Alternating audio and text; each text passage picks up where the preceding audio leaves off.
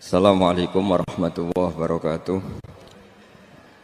Bismillahirrahmanirrahim. Nahmaduka ya ghafuru ya syakuru. Mashalli wa sallim barik ala sayyidina maulana Muhammadin wa ala alihi wa sahbihi asma'in nama ba'du. Kita tidak bosan-bosan cerita ini karena ini khazanah kita. Di kitab Nailul Ma'mul itu, di kitab Usul Fiqih, saya berkali-kali cerita ini karena ini untuk menunjukkan bahwa Quran itu liqaumi ya'qilun, liqaumi yatafakkarun. Ada seorang kiai, seorang ustadz, kiai dulu itu emang orang soleh, alim terus jadi kiai. Kalau kiai sekarang tuh macam-macam, nganggur terus ingin jadi kiai, terus daftar gitu. Ada lowongan di yayasan, masuk ingin jadi ustadz, karena dengar ada gajinya. Dulu tuh udah ada seperti itu udah. Makanya dulu tuh kalau ustadz kiai pasti soleh karena dia alim terus ingin orang lain tuh mendapat ilmunya. Kalau sekarang nggak ada yayasan sehat, guru gajinya sekian. Yang nggak ingin jadi ustadz tuh daftar. Karena ada gaji. Apalagi ada kabar, ada gaji, ada mes, ada... Wah, yang daftar banyak ya. Tapi mentalnya ada kiai sebetulnya. Ya kalau sampean tanya itu baik bagus. Ya setengah baik. Ya maksudnya setengah baik, ya ada baik. Ngajar itu kan baik. Tapi setengah saja karena motifnya itu nyari gaji, bukan ingin mencerdaskan umatnya Rasulullah SAW. Itu Imam Amudi itu guru matematika. Saya nggak bosan-bosan cerita ini. Guru matematika. Muridnya sampai takut, ini masuk surga ndak? Kiai kok ndak ngajarin istighosa atau tahlil, malah ngajarin apa? Matematika. Beliau meninggal terus muridnya tanya, "Ma fa'alallahu bik?" Kira-kira gitu.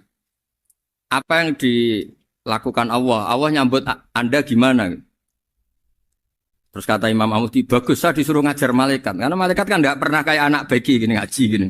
Malaikat itu tidak pernah ngaji, dia iman saja karena tahu surga, tahu neraka terus iman gitu aja. Jadi imannya malaikat itu nggak keren kita. Imannya loh ya. Loh itu yang ngendikan Nabi loh, tidak saya.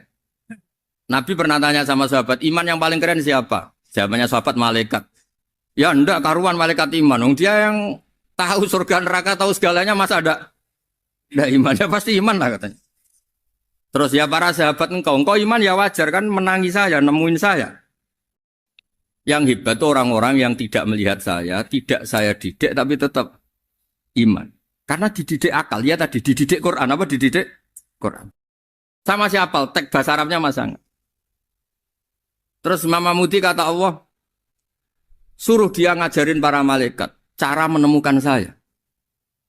Malaikat dikumpulin terus Imam Amudi disuruh ngajar. Sama singkat kata-katanya Allah di mimpi itu. Istadilla ala wahdaniyati. Bihadrati malaikati. Tolong ajarkan cara menemukan saya padahal Anda ini manusia yang tidak melihat saya. Anda di Jakarta kan lihatnya gedung-gedung. Paling jadi khayal terus nikmat lah Anda ikut punya tapi ikut nikmati. Orang desa-desa kalau ke Jakarta itu pokrol. Wah di Jakarta itu gedungnya tinggi-tinggi, tidak kayak kampung sini. Lu udah ikut punya, ikut bangga. Di Jakarta orangnya cantik-cantik, tidak kayak orang sini. Padahal dia ya dapat orang cantik gitu. Jadi Allah itu saking pinternya, miskin-miskin ya bisa berkhayal dan bahagia. Nah, itu alhamdulillah betul. Akhirnya itu apa ini anak-anak begini saya tak niati ngajar standar anak-anak akademik. Terus pertama yang diajarkan hanya bilang gini, sama siapa teknya? Ya malaikat wahi para malaikat. Terus beliau bilang, nisbatus naini wassalasah ila malanihayatalahu nisbatul far'i ilal asli. Angka itu jumlahnya berapapun, 2, 3 sampai triliunan. Semuanya itu nisbatul far'i ilal asli. Binisbat ilal wahid, nisbatul far'i ilal asli. Angka 2 ya cabangnya 1, 3 ya cabangnya 1, 1 triliun ya cabangnya 1. Tetap yang asal usul adalah angka 1. Itu nangis semua malaikat.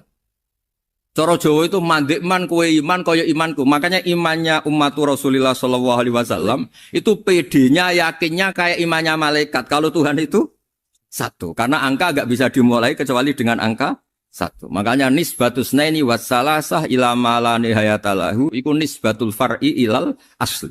Semuanya itu nisbatnya cabang ke induk. Berarti semua alam raya ini tetap asal usulnya 1. Yaitu qul huwallahu ahad. Nah, itu namanya akal. Umatnya Rasulullah itu ditinggali mukjizat akal lewat panduan Quran sehingga meskipun kita tidak menangi Rasulullah, tidak menangi sahabat, kita tidak tahu malaikat Jibril, tapi cara iman kita ini tidak kalah keren. Yakin hakul, yakin. Terus kedua, gambar. Kamu gambar rumah, gambar hewan, gambar apa saja, mesti dimulai satu titik. Entah gambar kamu bagus, entah jelek, tetap dimulai satu titik. Nah, titik ini namanya nuktotul wujud. Semua alam raya dimulai dari satu titik, yaitu nuktotil wujud. Makanya Quran dimulai bismillah, dan bismillah itu dipilih sama Allah pakai pertama ba itu ada titik. Itu kata semua ulama, itu titik itu singkatan dari bi kana makana wa bi yakunu mayakun. Karena saya semuanya ada. Bi itu karena saya. Jadi makanya santri-santri beki, tidak usah bayangkan kamu jadi wali terus bisa terbang ke Mekah, tidak usah. Kalau terbang ke Mekah ya sudah umroh aja bayar. Kalau enggak ya maklaran KBH atau apa. Pokoknya cari gratis. Ya gratis kan ya. Dapat orang 10 gratis. Satu. Terus orang enggak umroh-umroh dirayu-rayu supaya umroh. Repot. Itu pelanggaran fikih itu. Kalau orang punya utang itu wajibnya nyaur utang dulu gitu. Wah repot. Saya itu juga sering bingung di kampung-kampung. Gus sama umroh. Kenapa? Dapat gratisan. Minta uang saja buat nyaur utang. Enggak boleh. Wah, secara fikih yang wajib itu nyaur utang bukan umroh. Enggak boleh Gus diminta uang, enggak boleh, harus umroh. Udah gitu saya ini bingung Gus mau umroh. Enggak nikmati. Kenapa? Disuruh ngajar Gus. Repot semua kalau ibadah mergawe ya jadi bingung semua. Ya saya mohon anak-anak BK semuanya yang seneng Quran itu harus seneng sampai kayak saya sehingga tahu mencari Tuhan dengan cara tauhid yang berbasis akal. Itu sedzahir imannya malaikat. Jika di kelasmen iman itu manusia ulul ilmi, kita-kita yang nekuni ilmu itu nomor satu prakteknya. Karena nomor satu itu Allah karuan kan, syahidah wa, Allah kan gak tertandingi, syahidah wa annahu la ilaha illallah, terus wal malaikatu. Malaikat kan karuan karena langsung menyaksikan surga, dan ketiga apa? Wa ulul ilmi. Berarti prakteknya kan nomor satu. Kalau kompetitornya semuanya manusia, ulul ilmi nomor berapa? Satu kan? Nah nomor tiga kan dari Allah, malaikat, ulul ilm. Berarti kalau kompetisinya antar manusia nomor berapa? Satu kan? Nah kenapa ulul ilmi di nomor tiga kan tapi dari Allah, malaikat, ulul. Kerennya kayak apa? Karena cara iman ulul ilmi itu enggak ada ragunya sama sekali. Kamu ragu enggak kalau dua itu cabang dari satu, asalnya satu? Enggak pernah ragu kan? Semua gambar seruat apapun dimulai dari satu titik. Ragu enggak? Enggak kan? Nah, imannya umatnya Nabi karena dipandu oleh Quran itu seyakin itu, sehakul yakin itu. Nah, itu terus Jubair bin Mut'im jadi iman. Am khuliqu min ghairi syai'in am humul khaliq. Terus kata Allah lagi, kalau kamu tidak percaya saya yang bikin langit bumi ya gampang dong, kamu saja yang ngomong kalau kamu yang bikin. Paling orang sepakat kamu stres. Terus hanya ayat gitu, am khalaqus samawati wal ardh. Kalau kamu tidak yakin Allah yang bikin, ya silakan Anda klaim saja kalau kamu yang bikin langit bumi. Bala yukinun. Kamu juga gak mau kan dibilang stres. Ya, ini ngaji ilmu dulu, nanti bagian terakhir ijazah. Bismillahirrahmanirrahim. Ini riwayatul Bukhari. Haddatsana Abdullah bin Yusuf, haddatsana Les, haddatsana Sa'id al-Maqburi an-Nabi Hurairah radhiyallahu anhu qala an-Nabiy sallallahu alaihi wasallam. Ma minal anbiya'i nabiyyun illa qad u'tiya minal ayat ma mithluhu amana alaihi al-bashar. Wa innama kana alladhi utituhu wahyan awhahu wa ilayya fa arju an akuna aktsarahum tabi'an yaumal qiyamah. Terus kita tahu semua nabi itu punya mukjizat. Ya, semua nabi itu punya apa? Mukjizat. Mukjizat itu hal yang luar biasa yang memastikan manusia itu tidak bisa menyainginya atau menandinginya. Dan rata-rata mukjizat Nabi dulu itu fisik. Misalnya ontanya Nabi Soleh itu kan onta tapi keluar dari batu, itu kan aneh. Aneh sekali. Atau tongkat Nabi Musa bisa simsalabim mengeringkan laut apa? Merah. Semua Nabi itu punya mukjizat dan semuanya berbentuk fisik. Kecuali mukjizatul Rasulullah Shallallahu Alaihi Wasallam itu berupa Al-Quran. Al-Quran itu konsep ilmiah. Terus kata Rasulullah SAW, tapi saya karena Quran itu justru berharap pengikutku besar dan sampai hari kiamat. Sekarang kita logika ya. Andaikan kamu punya tongkatnya Nabi Musa, kalau kamu suka uang, kepikirannya dijual apa dipakai? Kalau kamu suka uang, pakai. Kalau kamu ahli suudon itu pikirannya ndak, ini asli ndak. Karena yang melihat di Turki itu ya sebagian gitu. Kalau yang suka perdukunan itu bayangkan tuh miliknya. Mungkin dipakai ngakali orang atau apa, pokoknya bayangkan tuh miliknya. Kalau yang kolektor pikirannya itu nanti ini laku berapa. Tapi kalau peneliti mungkin pikirannya itu ini asli apa enggak? Bukti aslinya apa? Repot lah. Lagi pula kalau kamu punya utang terus mau apa? Istri kamu marah mau apa? Kalau pakai tongkat. Nah, beda dengan mukjizatnya Quran itu semuanya apa? Ilmiah. Orang yang sedang harmonis dengan istri bisa pakai ayat di antara ayat-ayat Allah itu apa? Wa ja'ala bainakum mawaddatau warahmah. Nanti kalau ditakdir cerai, saya tidak menyarankan cerai. Kalau ditakdir cerai, itu masih dimotivasi sama Allah. Wa iya tafarraqa yughnillahu kullam min sa'ati. Jika suami istri itu cerai, jangan-jangan suaminya dapat istri lebih baik, istrinya nanti dapat suami lebih baik. Jadi yang masa lalunya ada keprahara. Kan banyak orang suaminya meninggal ketika nikah lagi ditanya, kangen sama suami pertama, alhamdulillah ini lebih baik. Padahal suaminya yang meninggal itu berharap istrinya ini kangen, ternyata dia sudah syukur dapat suami yang lebih baik. Jadi Quran itu menunggui kita ila yaumil qiyamah. Kita tidak bunuh diri, itu ya barokahnya Quran. Karena problem apapun kita dinasihati apa sabar, apa dinasihati sabar.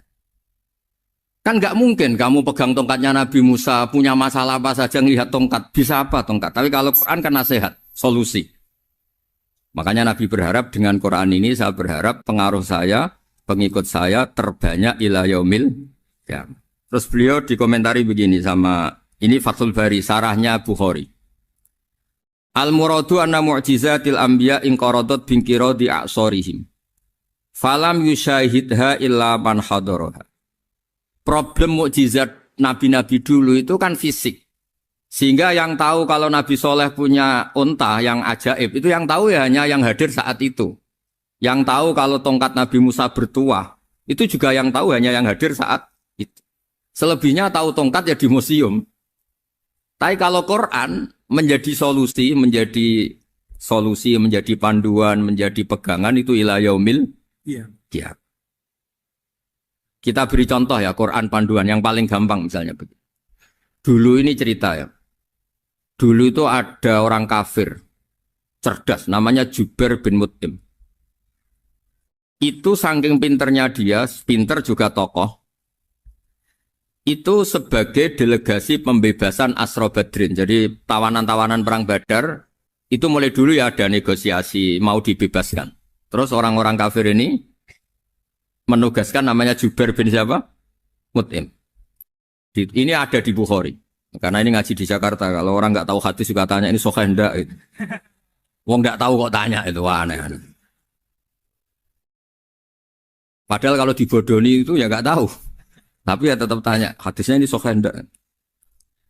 Ini kata kiai apa kata nabi ini ya. Memangnya kata nabi kamu dengar kan ya lewat kiai. Memang. Setelah itu Jubair itu datang ke Medina. Dengerin, datang ke mana? Madinah. Kemudian dengar Nabi baca Wattur pas sholat maghrib. Jubair karena Nabi dulu gak ada hotel, gak ada pondok ya. Pondoknya Nabi hanya sufah itu. Nabi baca maghrib, bukan diskusi, bukan debat. Baca Wattur wa kitabim mastur firrokim mansur wal baitil ma'mur wasaqufil marfu wal bakhril masjur terus. Kemudian sampai pada titik ayat am khuliqu min ghairi syai'in. Masa manusia atau alam raya yang maujudat, yang nyata, yang wujud nyata. Kemudian asal-usulnya itu ketiadaan. Ini kan hadhil alam maujud. Alam ini kan nyata. Masa sesuatu yang nyata, penciptanya itu tidak nyata. Jadi nggak mungkin ada faham nihilisme. Kalau faham nihilisme berarti melahirkan teori begini. Al-adamu yakhluqu maujudan. Sesuatu yang tidak ada, menciptakan yang... Itu kan akal nggak bisa nerima. Kalau sesuatu ini ada, penciptanya pasti ada. Terus Akhirnya Jubair bin Mut'im itu simpuh di depan Rasulullah terus bilang, "Ya Muhammad, kada qalbi ayatir." Hampir saja hati saya terbang. Kalau riwayatnya Imam Ahmad, faka'an nama sudi qalbi, hati saya dihancur. Semua teori yang saya bawa untuk ngelawan kamu sekarang luluh semua, hancur semua. Yang benar adalah teori Anda bahwa Tuhan itu satu dan Tuhan itu ada sebelum semua makhluk. Coba kalau Nabi Muhammad ada Jubair bin Mut'im terus menyembunyikan tongkat dekat mihrab. Terus dilihat ini apa. Paling pikirannya ini dari kayu apa. Terus yang bentuk tongkat itu tukang pemahatnya siapa. Kok kurang keren kalau di Blitur gimana ya. Kan malah panjang. Kira-kira kalau mukjizat itu dari tongkat itu malah panjang. Panjang lah pokoknya. Panjang. Lagi pula kamu coba kan nggak ngarah mandi, itu yang mandi kan nabinya, bukan tongkatnya. Coba tongkatnya Nabi Musa coba anak-anak beki itu. Dipakai mukul kucing aja tidak mesti mati itu. Jadi nggak jelas, mukjizat-mukjizat seperti itu nggak. Tapi kalau Quran menunggui. Sampai saking hebatnya Quran, teori rasionalitas, kampanye di mana-mana. Tingkat validitas, tingkat kebenaran Quran itu bahkan bisa diuji tanpa membuktikan, tanpa apa? Cukup pakai akal. Ya terus saya teruskan. Fala yamurru terus al murad anna mu'jizatil anbiya in qaradat binqidari asam wa mu'jizatul Quran mustamirratun ila yaumil qiyamah.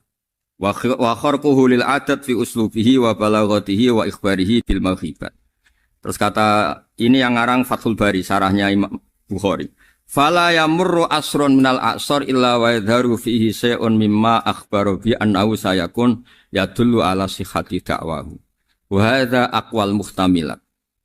Wa takmiluhu fil ladzi ba'da. Wa qilani ya.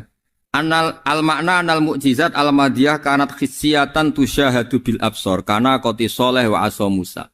Mukjizatnya nabi-nabi dulu itu hanya penyembuh, hanya pelengkap, hanya nuruti keinginan mata. Seperti dahsyatnya apa? Laut Merah di sebelah apa dipukul sama tongkatnya Nabi siapa? Itu semuanya itu hanya memanjakan mata. Urusan mata. Terus wow itu. Tapi kalau mukjizatnya Nabi Muhammad itu berdasar akal. Maksudnya berdasar akal nih dengerin ya. Dengerin betul. Ketika Laut Merah terus tersibak kan wow itu keren kan? Terus kita bilang menyimpulkan, wah kita tidak akan mampu. Itu bodoh sekali kesimpulan kita tidak akan mampu. Meskipun bikin nyamuk Anda juga tidak mampu. Loh untuk memutuskan tidak mampu saja kok sampai pertunjukan seperti itu tuh laopo, cek goblok gitu. Nah kalau kita karena umat yang pinter untuk memaksa kita nggak mampu, Allah bilang innallaha la yastahi ayadriba mathalam ma ba'ud. Kita melihat nyamuk langsung berkesimpulan tidak mampu. Saya berkali-kali cerita, nyamuk itu sudah kecil, masih punya urat. Uratnya kayak apa? Masih punya kuman, kumannya seberapa? Ya enggak? Nyamuk itu kecil, punya organ tubuh. Organ tubuhnya punya urat. Itu kalau kamu pinter, antara tongkatnya Nabi Musa menyibak Laut Merah sama nyamuk itu sama-sama berkesimpulan, melahirkan satu faham bahwa kita tidak. Loh, untuk memaksa tidak mampu saja kok menuju pertunjukan ada onta keluar dari batu. Naqatu Shalih, ada tongkat yang bisa mengeringkan laut. Cek goblok ya. Lah kita alhamdulillah ada jenis goblok yang seperti ini. Untuk ikrar bahwa Allah itu hebat ala kulli syai'in, cukup lihat nyamuk. Kagum kan? Sudah ada usah bikin hidup. Saya berkali-kali mencontohkan. Para pemahat tak suruh bikin patung gajah itu mampu. Tak suruh bikin patung nyamuk kalau bisa. Nyari materi dari apa? Gampang mana bikin patung gajah sama patung nyamuk? Gajah, makanya Allah bikinnya contoh itu untuk ijaz itu pakai nyamuk, bukan pakai gajah. Itu kalau ustadz-ustadz yang agak jorok malah contohnya nyamuk, Gus. Itu kecil. Itu kayak apa? Di dalamnya dia hamil. Itu anaknya kecil lagi, telurnya kecil lagi, itu gimana itu cara bikin ini? Makanya di sini ini ada kitab Itqan, itu komentarnya itu lucu. Ini kitab Al-Itqan karangannya Imam Suyuti. Ini persis komentar saya tadi yang. Kata Imam Suyuti, pengarang kitab Itqan, wa ya imma khissiyah wa imma akliyah. Jadi mukjizat itu ada yang fisik, bisa dilihat indra, panca indra, bisa dilihat akal. Wa aktsaru mu'jizati Bani Israil kanat khissiyah li baladatihim. Bilada itu goblok. Wakil lati basoirihim. Dasar wong goblok.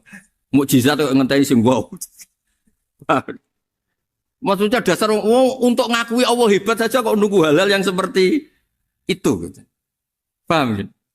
Mergo likil lati napa aklihim. Wa aksaru mu'jizati hadil ummah akliyatun li farati dzakaihim wa kamali afwahihim. Dan mukjizatnya umat ini semuanya berdasar akal karena sudah cerdas. Jadi andaikan kita melihat tongkatnya Nabi Musa menyibak Laut Merah dengan melihat nyamuk, kesimpulan kita sama. Sama-sama wow, sama-sama keren, sama-sama memastikan kita tidak mampu. Makanya terus Quran menerangkan wa ma min dabatin fil ardi wala ta'iri yatiru bi janahihi illa umamun amsalukum. Jadi keseharian kita lihat burung kok terbang. Itu sudah ayatun min ayatillah. Paham nggih? Dados niki kudu bangga ditunggoni napa Quran, nggih ditunggoni napa Quran. Wa mu'jizatul Quran tusyahadu bil basirah fayakunu mayatabi'u li ajlihi aksar. Terus li annal ladzi yusyahadu bi aini ra'si yang qaridu bingkiradi musyahidi. Sesuatu yang tampilan dahsyatnya itu disaksikan mata, maka itu bisa habis. Era tongkat Nabi Musa seperti itu habis enggak? Bisa mengeringkan Laut Merah habis kan? Tapi era mukjizatnya Quran ila yaumil qiyamah. Ya contoh sosial, saya kembali lagi ke sosial. Kamu punya teman awet atau punya istri awet, itu konsepnya ya wal kadhiminal ghaidh, agak gampang tersinggung. Coba kalau kamu setiap tersinggung putus, setiap tersinggung habis, kamu tidak punya teman, tidak punya istri. Sampai kita awet seperti ini, kalau kecewa ya wal kadhiminal ghaidh, ngempet. Termasuk saya ini, biasanya ngaji khusus terus baca gini ya kecewa. Tapi barokahnya diwarai Quran wal kadhiminal ghaidh, ngempet Gus, ngempet. Terus kecewa sama teman, kenapa tidak putus? Karena wal afina Aninna sudah kalau kecewa maafkan. Coba kalau kita kecewa presiden demo, kecewa menteri demo, kecewa orang tua minggat. Ya kalau dicari, kalau tidak kan malu. Saya itu punya teman tak tanya, kecewa besar sama bapak itu. Kenapa tidak minggat? Malu. Kenapa malu? Takut gak dicari. Itu orang tuh paling malu itu kalau keluar dari rumah nggak di. Saya punya teman lagi, saya ini takut mati Gus. Kenapa? Takut istri saya tidak nangis Gus. Itu kematian terburuk itu kalau mati tahu istrinya ada nangis, itu malu betul itu. Makanya jangan mati, pokoknya pastikan orang sekeliling ada nangis itu baru berani mati, kalau enggak jangan. Ya jadi mukjizatnya Nabi itu luar biasa. Nah ini terus saya teruskan ya, makanya mukjizat terbesarnya Nabi adalah Al-Quran. Karena Al-Quran itu cerita tentang hukum-hukum akal, cerita tentang logika-logika peradaban. Misalnya logika peradaban, contoh paling gampang. Di Quran itu ada sekian ayat yang Allah cerita peradaban. Misalnya wa ahsinu innallaha yuhibbul muhsinin. Itu dikutip, terus kemudian disimpulkan dalam peradaban. Kata Sayyidina Ali karramallahu wajhah ngendikannya gampang. Ahsin man syi'ta takun amirah. Kamu berbuat baik saja sama seseorang, maka otomatis kamu akan jadi pemimpinnya. Ada orang nggak tamat SD, nggak tamat papa, gobloknya minta ampun. Tapi karena gaji seorang pakar, oh kamu tak gaji 1 bulan 1 miliar, perusahaan saya jadikan besar. Itu dikongkan ngalor ngidul ya nurut. Hanya karena dia ihsan. Terus wastaghni amman syi'ta takun nadhira. Saya ulang lagi. Wastaghni amman syi'ta takun nadhira. Dan kamu jangan butuh orang lain, siapapun dia, maka kamu akan setara. Misalnya ada menteri orang antri mau salim, tapi kamu tidak butuh kan tenang saja. Tapi kalau kamu butuh, habis kamu. Ya kan? Kamu tidak butuh seseorang, maka kamu posisinya akan setara. Kamu harus sopan karena punya utang jasa. Kalau nggak punya apa-apa kan setar. Ya enggak? Misalnya kamu jajar rektor atau jajar menteri, jajar apa saja. Kalau kamu tidak punya utang kan, kamu jajar menteri tidak punya utang. Sama jajar satpam tapi punya utang, takut mana?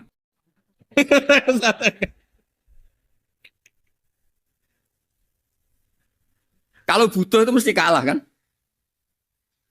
Ada pejabat misalnya nggak begitu cantik sama perempuan cantik yang kamu butuh ingin dicintai takut mak. Padahal nggak jelas orang ini pangkatnya apa. Jadi dalam hukum sosial itu kata Sidin Ali wastahni aman syi'ta takun nadhira. Kamu jangan butuh seseorang maka kamu akan setara. Terus yang terakhir wahtas ilaman syi'ta takun asiro. Asiro pakai sin. Dan silahkan butuh seseorang maka kamu akan jadi budak dia. Ya coba misalnya Anda seorang profesor, seorang alim, seorang kiai top. Misalnya mencintai janda di ujung kampung sana, jalan kaki 2 kilo. Padahal itu gak tamat SD. Tapi gara-gara seneng, kacau kan? Logika kepangkatan hilang semua kan? Jadi itu hukum peradaban. Itu mewakili isi-isi sosial yang diterangkan Quran. Ya, jadi paketnya 3 tadi ya. Ahsin man syi'ta takun amiro. Kamu berbuat baik sama seseorang, maka kamu bisa memimpin. Wastahni amman syi'ta takun nadhira. Kamu jangan butuh seseorang, maka kamu akan setara. Bok kamu ketemu orang terkaya di dunia. Yo ketemu orang terkaya di dunia, kamu jejer, kamu tidak butuh dia. Tenang kan bisa setara kan? Tapi kalau butuh, harus sopan, ngajukan proposal, harus berakhlak karimah. Makanya sekarang, Anda kok berakhlak kenapa? Ternyata mau nyalek. Biasanya enggak berakhlak kok berakhlak. Ada apa ini? Makanya guyonan di Rembang itu Beb Husen itu. Kalau ada orang mendadak sopan sama temannya, temannya curiga, kok tumben sopan, mau utang ya? Zaman akhir itu kacau.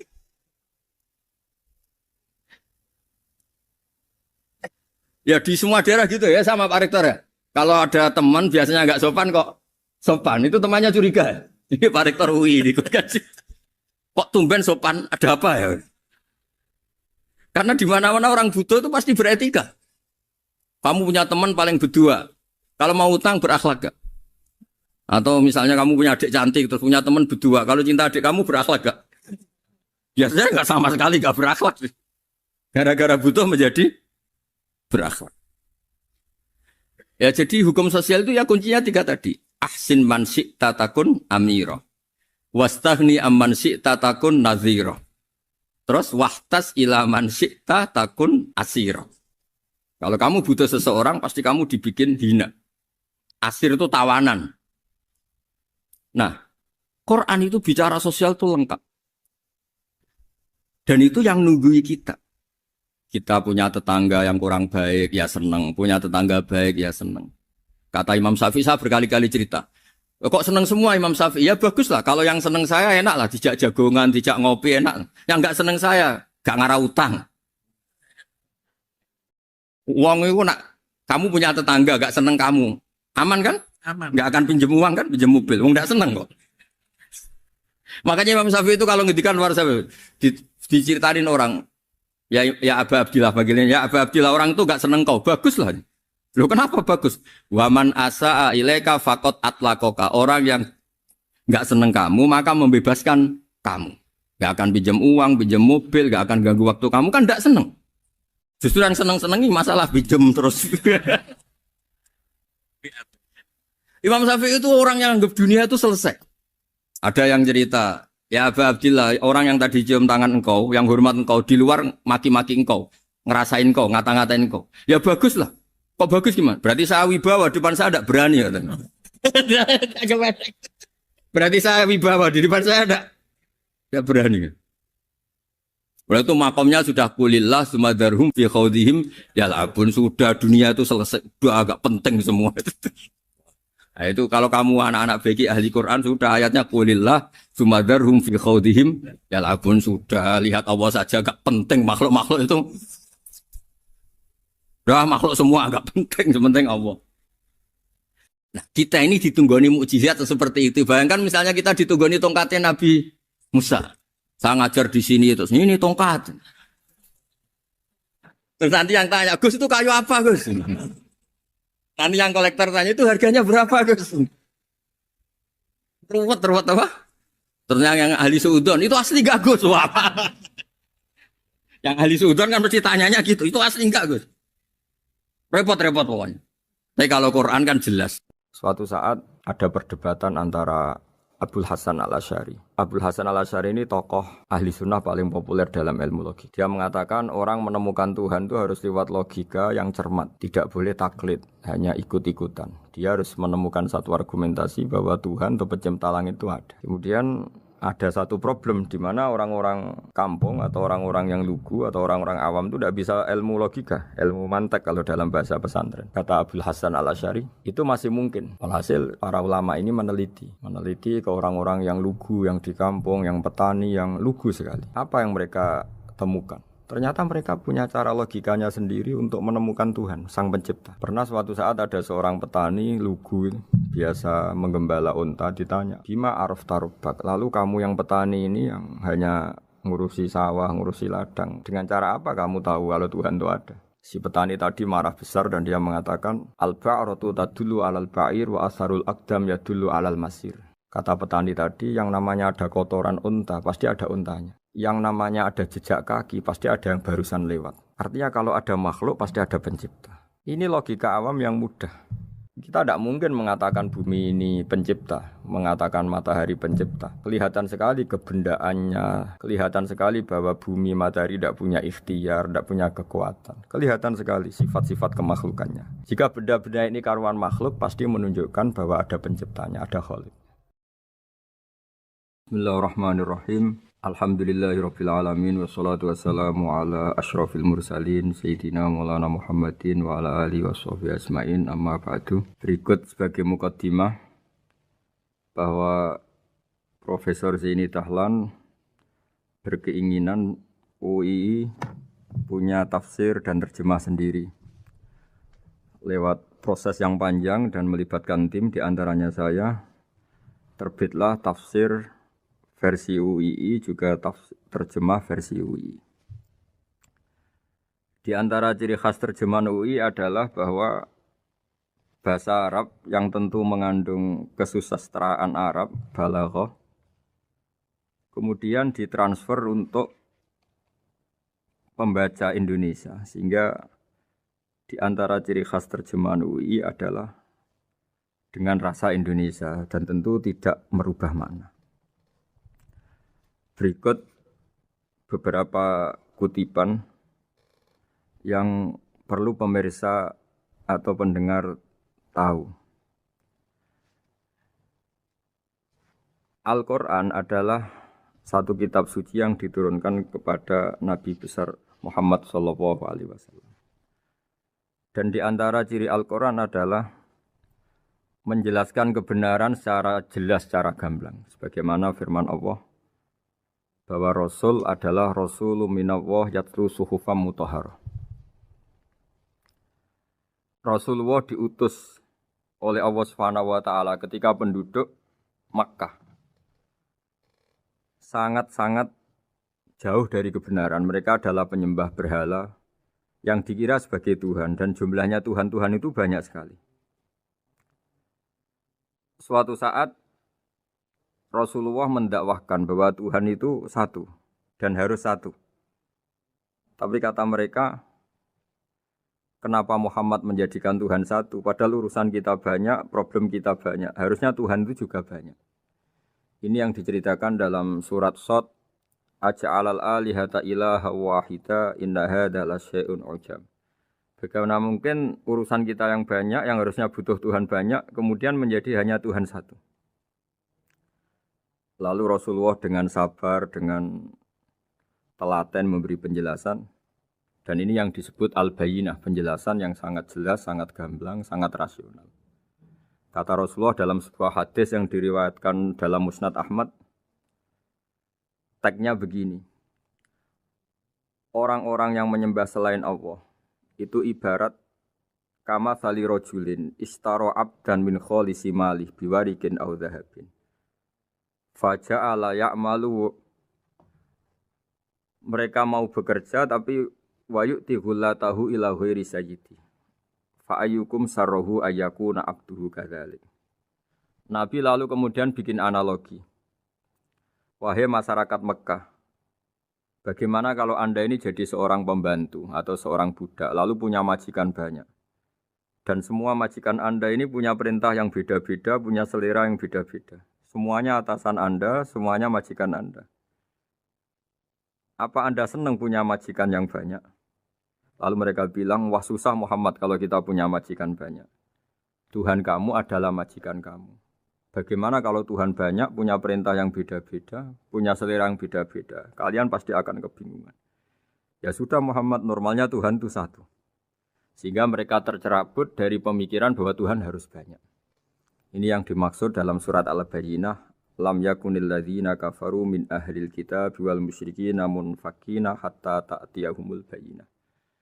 Bahwa orang-orang kafir, baik kafir ahli kitab maupun kafir musyrik Mekah, mereka tidak pernah terlepas dari sifat kekafirannya, yaitu menuhankan banyak Tuhan, sampai datang sebuah bayinah. Bayinah itu argumentasi kebenaran yang begitu jelas.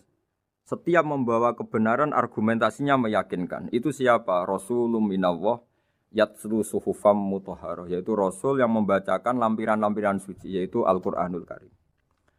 Dengan penjelasan analogi tadi, kemudian orang-orang Mekah sadar, susahnya kayak apa kalau Tuhan banyak, lalu perintahnya beda-beda, seleranya beda-beda, hukumnya beda-beda. Ini membingungkan. Akhirnya mereka ngakui bahwa pentingnya logika tauhid. Nah ini yang Rasulullah ini benar-benar berstatus bayinah.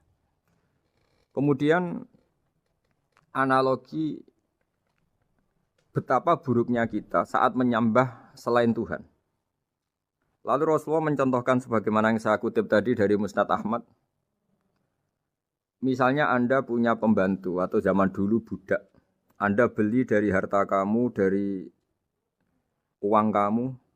Kemudian budak ini kerja. Yang ngasih makan kamu, yang fasilitasi kamu, toko milik kamu, semua milik kamu. Kemudian dia kerja dan hasil dari kerjanya dia dikasihkan ke orang lain. Kamu senang tidak punya budak yang seperti itu, kata Rasulullah. Wah kita semua tidak senang Muhammad. Sama seperti itu. Kamu adalah bisa makan rezeki dari Allah. Kamu nempat di buminya Allah. Kamu minum dari air yang dibikin Allah. Kemudian Anda menyembah selain Allah. Itu aneh apa enggak? Menyembah zat yang tidak memberi rezeki kamu, yang tidak bikin bumi untuk kamu, yang tidak bikin langit untuk kamu, yang tidak bikin fasilitas air untuk kamu. Aneh enggak? Semenjak itu mereka berpikir betapa buruknya mereka menyembah berhala, menyembah arca, menyembah Yesus, menyembah macam-macam. Nah ini yang disebut Rasulullah adalah orang yang benar-benar bayinah. Ketika melontarkan kebenaran, benar-benar jelas sehingga diterima secara akal yang sehat. Karena semua akal yang sehat akan menerima agama ini disebut fitratallahi fatarana salihah. Bahwa agama ini agama fitrah. Orang yang normal, yang cara berpikir normal pasti menerima agama ini. Nah, UII dengan terjemahan ini dan dengan tafsir ini ingin memberi penjelasan simbol-simbol yang ada di beberapa surat. Di antara lagi yang di bab muamalat. Betapa Rasulullah itu punya logika yang benar-benar mudah diterima. Dulu orang Arab dalam bab muamalat jual beli biasa menjual kurma masih kecil, masih belum jelas jadi kurma yang baik apa enggak. Kalau istilah orang Jawa masih pentil ini. Kalau bahasa Arab qobla buduwi solahiha. Calon buahnya itu belum pasti jadi buah. Kemudian masih bunga, masih apa sudah dijual. Dengan transaksi asumsi harga andekan sudah jadi kurma. Kalau dalam Jawa mungkin jual mangga sebelum tua masih pentil, masih kecil. Lalu kata Rasulullah, kamu jangan melakukan itu. Kenapa ya Rasulullah padahal kita butuh uang? Kata Nabi, Ara'aitum in mana Allahu as-samra fa bima yastakhillu ahadukum mala akhi. Bagaimana kalau buah-buah yang masih kecil itu kemudian berguguran karena satu musim atau karena apa? Lalu kamu mendapat uang itu atas nama apa? Yang dikatakan tijaro adalah muawadhah. Pembeli dapat barang, kamu dapat uang. Lalu kalau barang yang ada enggak menjadi buah yang baik, Anda menerima uang itu atas nama apa? Rasulullah secara haru, secara mengingatkan nurani kita dengan redaksi fabima yastahillu ahadukum mala akhi. Lalu kamu mendapat uang saudara kamu atas nama apa? Kalau atas nama buah, mereka belum mendapat buah. Akhirnya ada kesadaran bersama bahwa sebaiknya kita menjual sesuatu itu yang pembeli ya dapat barangnya, yaitu dalam konteks ini buah yang sudah layak dijual, kita dapat uangnya. Ini lagi-lagi Rasulullah al-Bayyinah sekali memberi penjelasan begitu jelas. Ketiga misalnya di bab jinayat, di bab hukum pidana. Rasulullah kalau bikin logika itu begitu jelas, mudah diterima. Misalnya begini, suatu saat Rasulullah bersabda, Al-qatil wal maktul finnar. Orang yang membunuh dan yang dibunuh sama-sama di neraka. Tentu dalam konteks saling bunuh yang dalam kezaliman. Lalu sahabat janggal.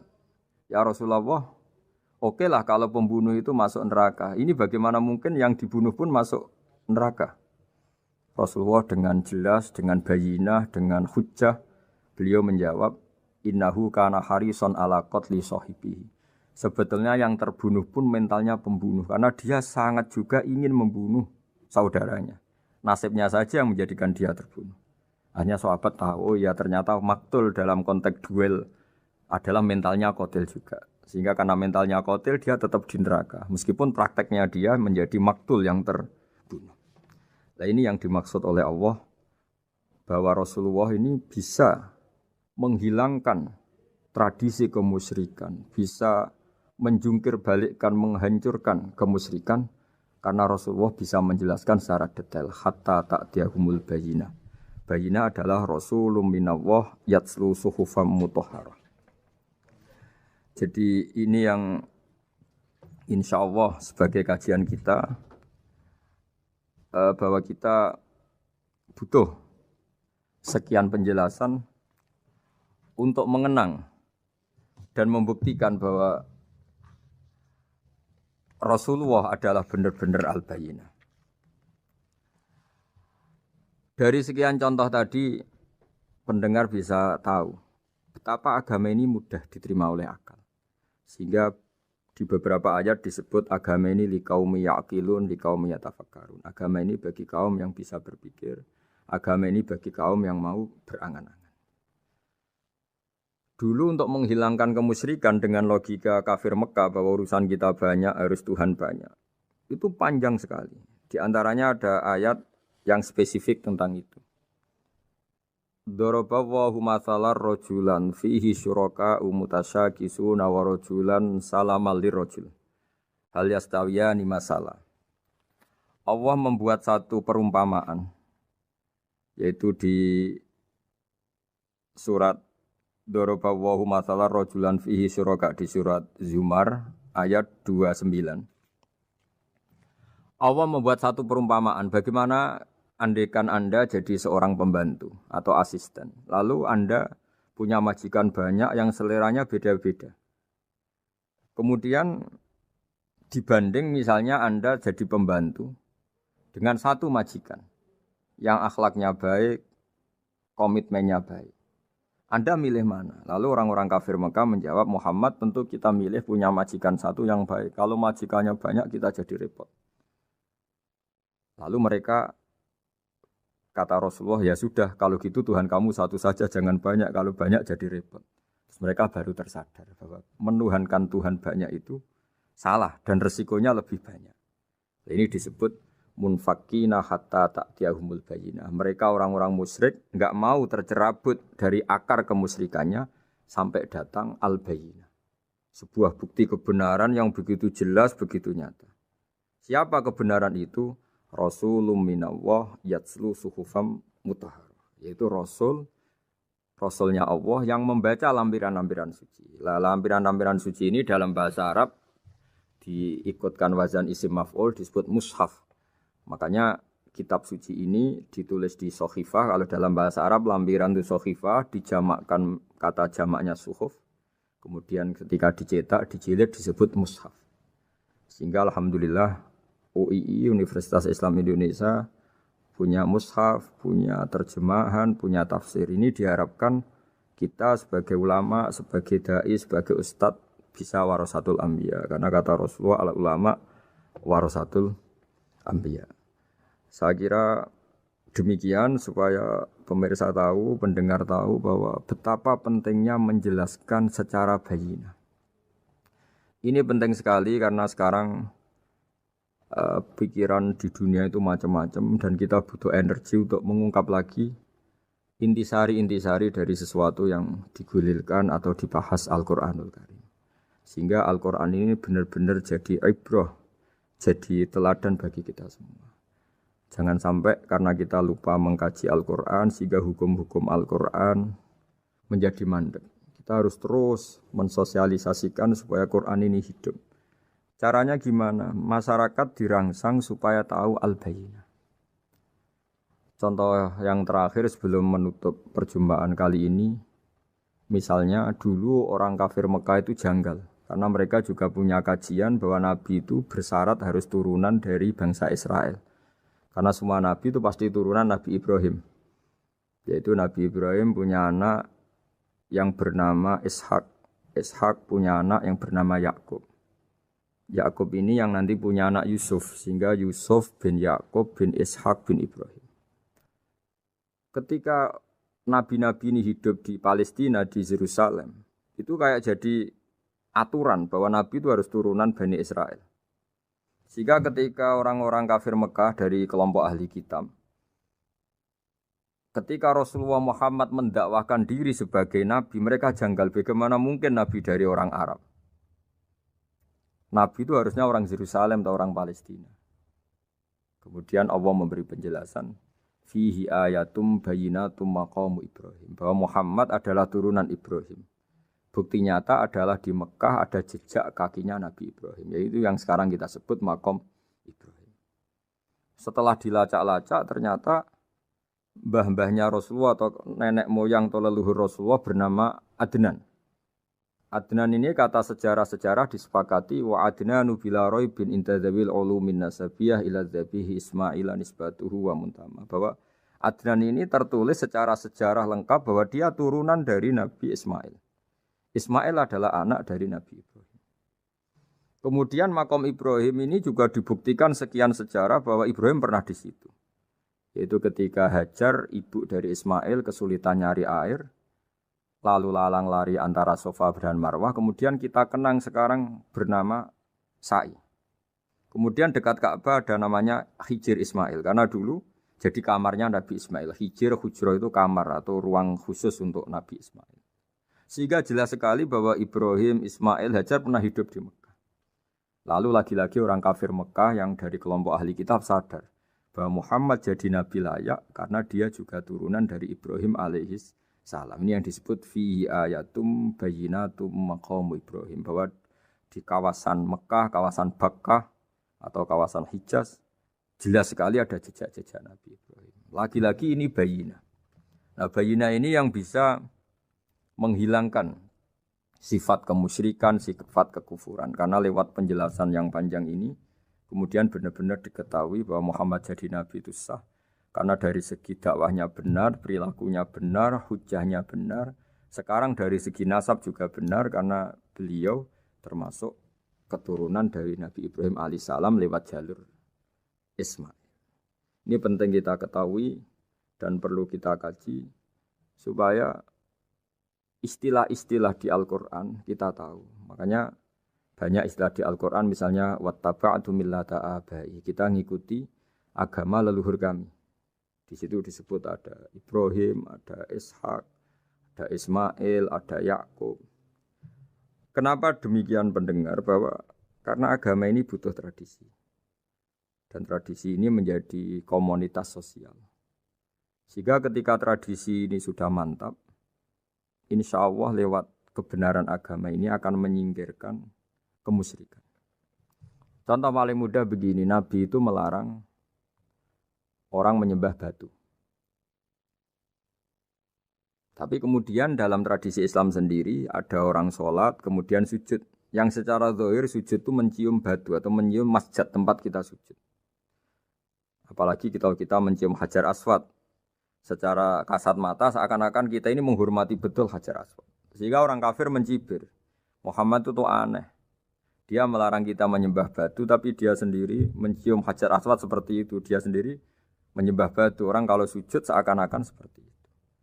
Tapi lewat penjelasan Nabi bahwa kita sujud hanya kepada Allah. Kita kalau sujud baca sajadah wajhililladzi khalaqahu wa sawwarahu wa syaqqa sam'ahu wa basarahu bihaulihi wa quwwati fatabarakallahu ahsanul khaliqin. Wajah kami sujud kepada zat yang menciptakan wajah kami, yang mengasih kita pendengaran, yang mengasih kita pandangan. Hanya Allah saja yang ahsanul khaliqin, hanya Allah saja zat yang paling baik dalam penciptaan. Ini penting sekali saya katakan bahwa sehingga sujud kita yang seperti itu adalah simbol tawadhu. Tidak ada kaitannya dengan kita ini menyembah batu. Sehingga kita tradisikan ke anak-anak saat sujud baca subhana rabbiyal a'la wa bihamdi. Kita ajarkan mereka bahwa semua selain Allah adalah ciptaan Allah. Jadi andai kan nggak ada tradisi tauhid yang dijelaskan begitu detail. Saat kita haji bilang labbaik Allahumma labbaik, labbaik la syarika lak labbaik. Innal hamda wan ni'mata laka wal mulka la syarika lak. Ya. Setiap kita haji mengitari Hajar Aswad kita bilang nikmat semua dari Allah. Enggak ada syarik bagi Allah, enggak ada mitra bagi Allah, enggak ada sekutu bagi Allah. Sehingga karena ini kita maklumatkan, kita kumandangkan. Meskipun umat Islam itu mencium Ka'bah, mencium Hajar Aswad, enggak akan disalahfahami ini bentuk penuhanan kepada Hajar Aswad atau kepada Ka'bah. Karena kita ungkapkan innal hamda wan ni'mata laka wal mulka la syarika lak. Enggak ada syirik, enggak ada mitra bagi Allah. Sehingga dari sekian talbiyahnya Rasulullah kita tahu ini bentuk pemaklumatan tauhid. Bahwa tauhid harus dikumandangkan lewat kalimat-kalimat thayyibah, lewat pemikiran-pemikiran logika hujjah bahwa Tuhan pasti satu dan yang jadi Tuhan hanya Allah Subhanahu wa taala. Karena andekan ini tidak dikumandangkan, kemudian ada ritual yang secara lahir kasat mata nyium Hajar Aswad. Nanti seperti tuduhannya orang kafir bahwa Islam itu aneh, melarang menyembah batu, tapi nyatanya ada ritual mencium batu. Sebab itu tidak menjadi aneh ketika Imam Bukhari termasuk rawi besar, termasuk hadis sahih yang meriwayatkan Sayyidina Umar atau Umar radhiyallahu anhu. Itu setiap mencium Hajar Aswad beliau berkomentar, saya tahu betul kamu hanya batu. La tadurru wa la tanfa. Tidak memberi madarat, tidak memberi manfaat. Kalau saja saya tidak melihat Rasulullah mencium kamu, maka saya tidak mau mencium kamu. Dulu di era itu ada momentumnya. Kenapa sih Umar radhiyallahu anhu atau sahabat Umar susah-susah memberi penjelasan seperti itu? Karena dulu masih ada salah paham bahwa mencium batu itu identik dengan misalnya menuhankan batu atau mendewa-dewakan batu.